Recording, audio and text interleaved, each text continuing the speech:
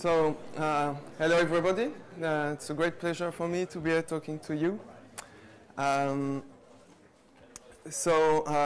We try to get the most of the 30 minutes we have to be together. First of all, let me introduce myself.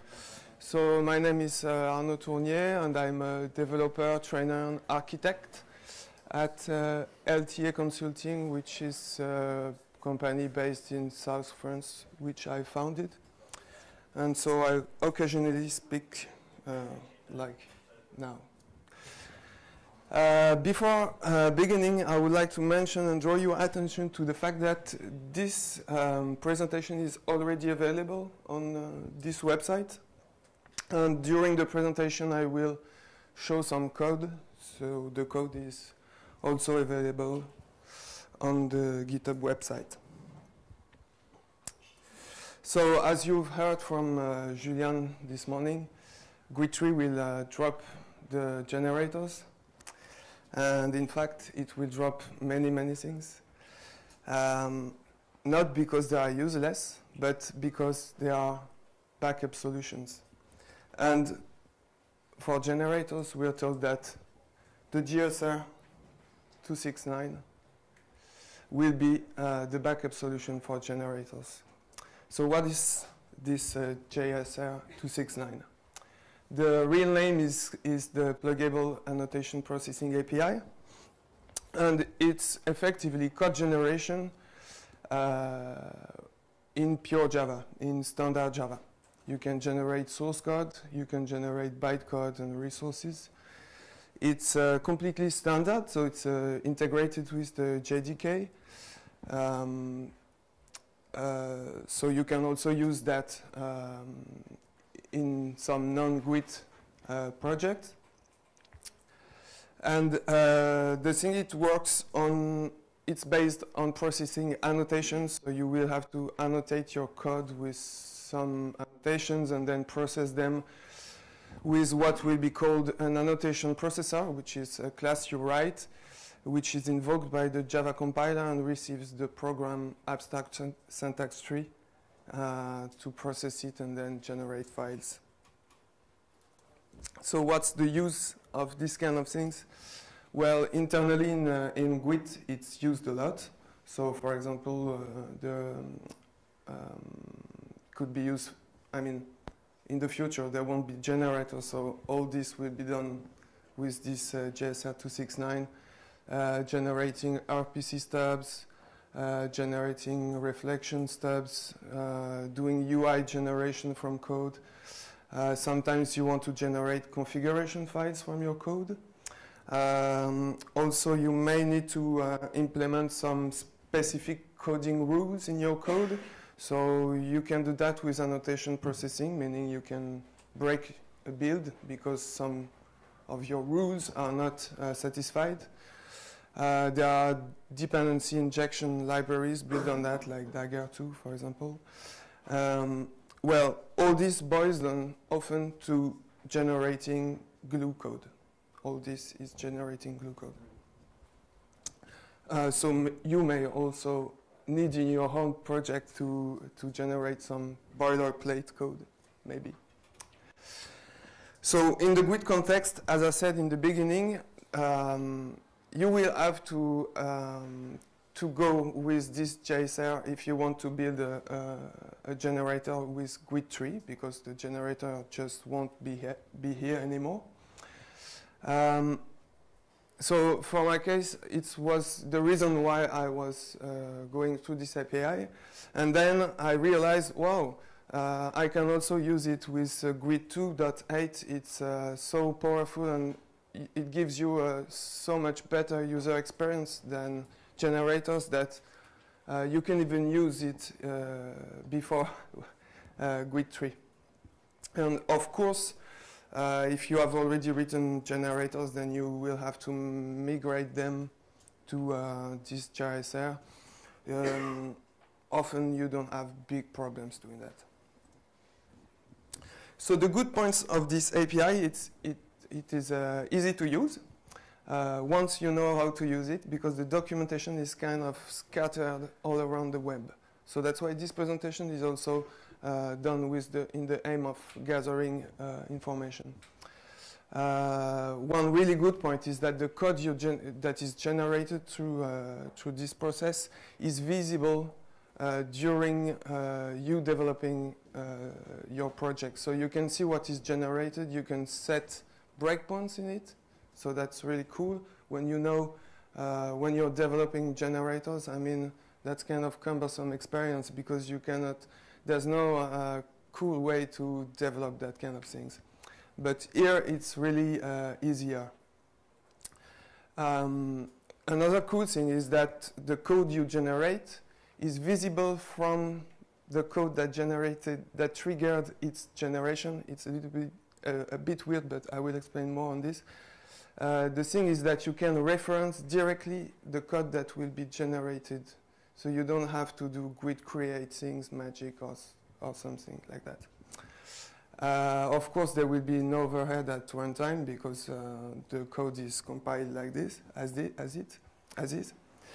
And the most important is that it doesn't depend on bytecode. So of course, that's why GWT could drop generators for it because it works at the source level. There are some bad points or more difficult points which are related to processing, to incremental compilation, combined with sometimes you want your generated code to depend on some hierarchy of dependencies, and that is difficult to implement with this one. If we have time more, we will see it in detail. So, and before to see what the code is looking like, we just check a little where does that library come from. So, in 2002, there was this project xDoclet. Maybe some of you used it. Yeah, I see. With a smile. So the idea was, I want to add metadata to my code.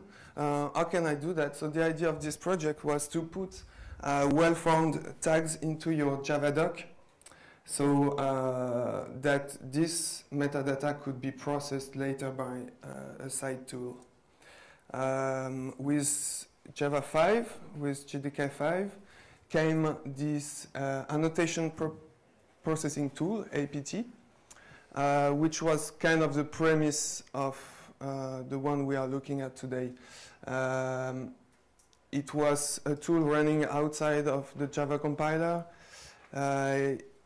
It used some Sun packages, so it was not really clean.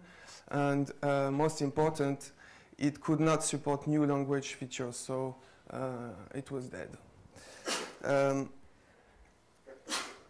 But it gave a bit of experience of what developers expect. So this JSR that I'm talking about today came with Java 6 in 2006. So you can note that it's almost 10 years ago. And just as a poll, maybe who knows about GSR 269? Okay, so that's not so much, but it's a long-time API, but not many people knows it. It kind of fixes the sins of the past because it will run inside of Java C, of Java compiler, and it's able to welcome new language features, so it was okay when Java 8 came out. How it works, here I gave a big picture. You will have to write annotation processors, which is the equivalent of GWT generators. And then Java compiler will compile your sources by rounds. It will first do a first round with all your Java source file that you have written by hand. And on each round, then the parsing happens, the parsing of the Java files happen. And then processors are activated according to the annotations they claim to support. For example, you will write, I don't know, which annotation processor, and you say, I'm focused on this annotation. So if this annotation is present in the code, your annotation processor will be triggered. And when it will be triggered, the annotation processor receives the program's abstract syntax tree, and it can generate new files. And so this is an iterative process of the Java compilation. And when during a round no new source file is generated, then the parsing phase of the compilation is finished and the real compilation happens. So in order to explore this API, I decided to show you a demo because otherwise the API there is too much to show in 30 minutes. So let's say we want to develop a tool to automatically generate UI code for any POJO. So here the illustration shows a person POJO class with 3 fields. You see first name, last name, age. And getters and setters, I didn't put everything of the class, but you have all the standard things of a POJO. And what we want is a tool that generates a code that will do that, this UI interface, automatically. And that's something we can do with annotation processing.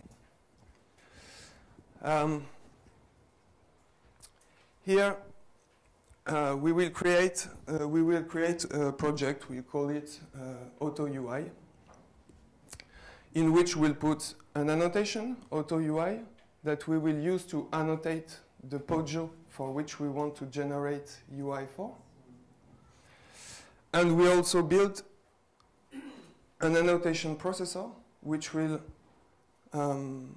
inspect classes which are annotated with our annotation, check the fields, and generate the correct UI class. That will be all for our annotation processor project. Then we'll build an application which will have a POJO class, this person class. It will have the Auto UI project in dependency, so during compilation the UI editor class will be generated, and our application class will use both the POJO and the editor class. So what we'll have to do is to write an annotation, is to write the annotation processor which goes with it.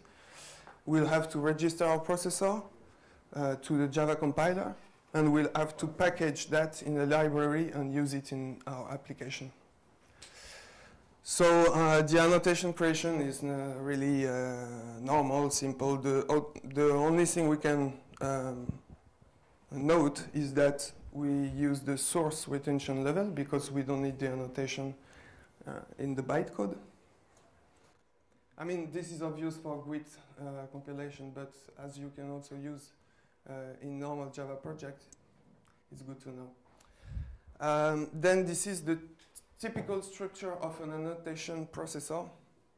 So here I create the Auto UI processor class, which extends the abstract processor class provided by the JDK. It's just a thin layer above the processor interface. It allows you to say that you are interested by processing this Auto UI annotation. Note that this is an array, so you can process multiple annotations in the same processor. And the only method you have to implement is this process method. You will receive the annotations, the set of annotations which have triggered your processor, and you get context information, this round parameter, with which here, for example, we ask to the Java compiler which are all the elements of my code annotated with my Auto UI class. Okay. So in my example here, I will get my person class, okay, my person source file. And typically you process things, and then at one point you want to create a file, to add a file to the project. And so that's done like this. There's many more, but we don't have time to show everything. I can just show,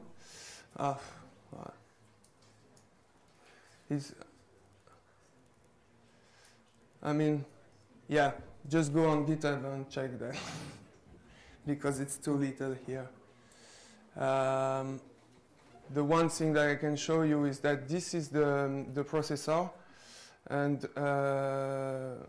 this is the method that does the asking which classes are annotated with my annotation, and this is where I generate my code. So you see, I generate Java files like with printf.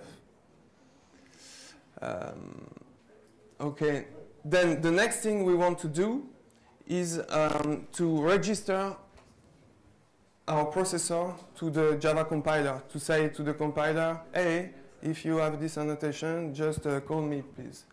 And this is done. Where is my web page? Yeah, sorry. So this is done by using SPI, so Service Provider Interface. It's a common thing in Java. You have to put in the meta-env service folder a text file listing all your implementations of annotation processors. So here in the Eclipse project, again, you don't see so much, but it's simply in the resources, meta-env services, a text file named JavaX Annotation Processing Processor, which is the name of the interface we implement. And here is the fully qualified name of my processor.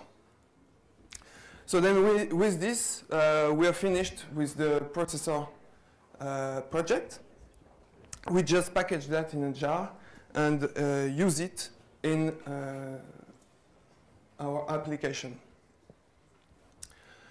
So to use it, we just have to put the jar in the class path. That's all, because we register through SPI. Okay, so now our application will have this Pojo class that I showed before. Yeah, I show you here. So person, 3 fields, the getters and setters are there. I introduce another annotation to specify the label of the field if I want. And now, that's where it's going to be painful for you, because I have my, okay, so just look, just work at the outline level. The generated files are located here in target generated source annotations. So here, if I double click here, it's my generated file from my Pojo. Okay? So as you can see, I can program generators, processors which generate code that is better documented than the one I do by hand. It's funny. But what I want to show you is look at the time things refresh, things get regenerated. Here I'm going to remove the age field. Okay? So, okay, I got errors because I got the getter, the setter that access it. But look at the right when I will hit save, because I'm in Eclipse, sorry. Look at the time to refresh, 3, 2, 1, go. So it's kind of quick. So I put back my my field, okay? And what I can show you also is, let's say we want to, I want to add another field. So I add the size. Sorry, you don't see. And here I get an error. But it's not the Java, a Java error. It's my annotation processor that generates this error. And what does it say? For those who have good eye, you see it's written no getter found. Because my generated class needs a getter to access to the field. So there's a way for me to tell the user what he should do. And if you use, I think, Dagger 2, it does this kind of things also. So I'm going to implement the getter. It's still not happy because there's no getter, no setter this time. So I'm going, I'm going to generate the setter. And then he's happy. And here, it added a text box field for this new field of my Pojo. The person UI that is generated, it has two methods. One to fill the UI, to feed the UI with the Pojo data, and one which does the opposite, which is filling the Pojo with the UI data. So at this point, I think I can show you the result of this. No, yeah.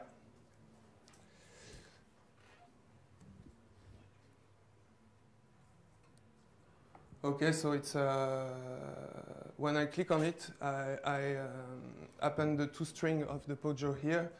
So when I change things, you see that my Pojo is updated with that. Okay, and I'm sorry because so I show you the code of the application, but since it's too little, I will put in that.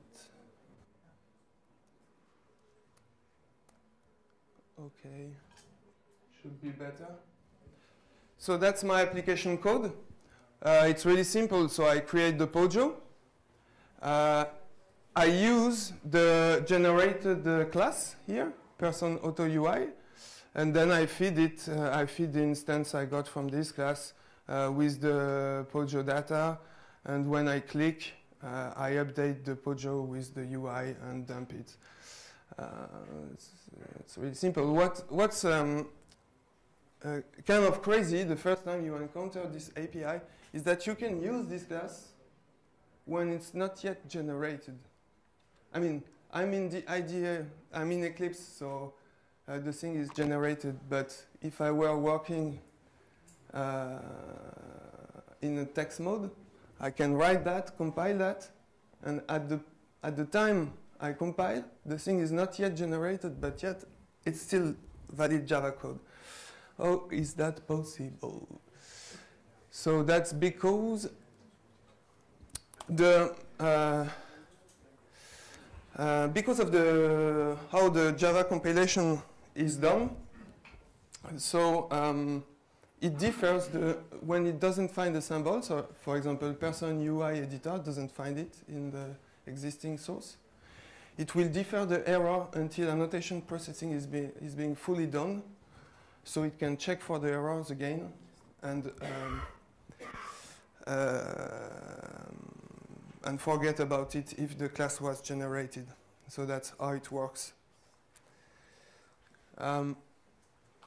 So the API I won't have, of course, time to go through, but you have some slides on it if you want. There's a solution also for unit testing. Just a few words about it. Basically, to test your annotation processors, you will have to launch a compilation from your Java program. So that's kind of the glue code you can write, get the system Java compiler, ask for a compilation task, run it, know if it's successful or not, maybe inspect more structured logs, and inspect also the generated files. But there's this compile testing project which exists already from Google. It's an annotation processor testing library, so it's very handy. It was developed by Google to is the development of both Auto and Dagger. Dagger, which is a dependency injection library, and Auto generates boilerplate code. And it's really easy to use, and it has a fluent interface. So here, for example, I can assert that when I compile PojoTest.java processed with this processor, I can assert that it compiles without error. So it's really easier than this. And you can do also negative tests, like asserting that this Pojo error test class compiled with this processor generates an error, no getter found. I can even precise that I want to expect the error at this and this line. So that's a very handy tool when you develop generators. So I got 4 minutes, no? Cool. So about limitations of this API. You don't have a full access to the abstract syntax tree. In fact, you don't have access to the instructions. It stops at the prototype level, then you don't go into the method bodies. Processors, yes, this API is not designed so that processors can depend on one another. So when you have complex dependency, it can be a bit hot. And we don't have time to elaborate, but with incremental compilation, you can run on some problems. It's okay because, for example, in Eclipse, if you run into these problems, you just hit Alt F5 and the whole project is regenerated, and most of the time things go well again. And sometimes on Maven you have to disable incremental compilation, but I guess nobody uses Maven, so old and so. There's a project I like. I don't use it, but I like it. It's Project Lombok. Who knows this project? Yeah, cool. And who uses it? Not in the home project, in the production. Okay, good. Yeah? Oh. The idea of the Lombok project is to generate boilerplate code for you. So, for example, in a Java class, when you want to have the getter and setter methods, you can just annotate your class with, I don't remember the name of the annotation, but it will generate your getter and setters methods. This thing, and it does generate that without changing your source file, but without also doing bytecode processing. And it does it by hooking into the GSR 269. In fact, when it receives the abstract syntax tree, it downcasts the nodes to the implementation nodes of so both Oracle JDK and Eclipse JDT. It does that for both, and so it can get reference to the internal nodes of the abstract syntax tree and mutate the nodes so that the bytecode that will be generated by the compiler is a bytecode corresponding to a virtual source file. Okay. So I clearly advise you to read that. It's really interesting. Just a note about templates. You will be using, of course, templates to generate code. The idea is I advise you to generate really the minimum amount of code and to base it on, let's say, generic implementations or normal implementations in Java. So here are some tools for templating, velocity, others which are oriented on text. Java Poet is more oriented on the Java structure, and of course you can still use basic things like string replace all. So here are some libraries known to be using GSR 269.